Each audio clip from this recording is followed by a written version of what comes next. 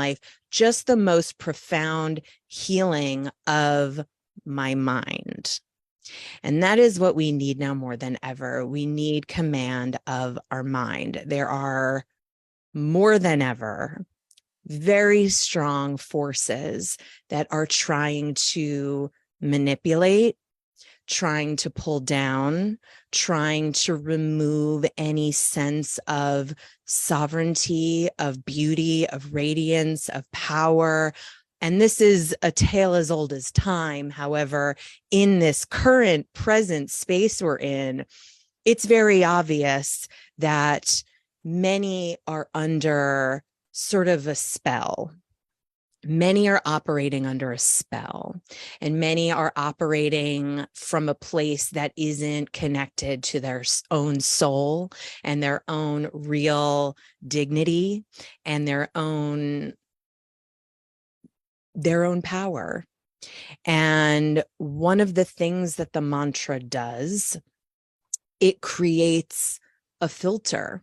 It creates a filter in the crown chakra, especially Satnam, but all of them.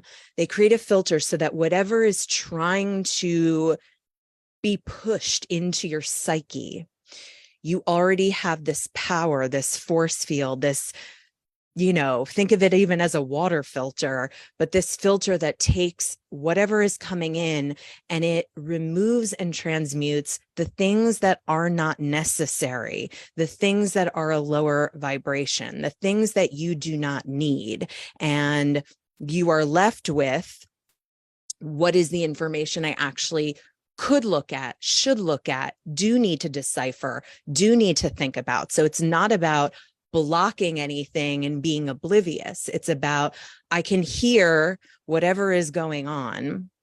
I can hear whatever's happening around me. I can hear the same thing that the person sitting next to me is hearing, but the negative frequency, or maybe even a nefarious dark frequency, is not going to stick into my system. It's going to literally just bounce off of me, and I will only hear what's necessary, and then I can use a neutral mind to then decide, is this relevant? Is this important? Do I need to do something with this information?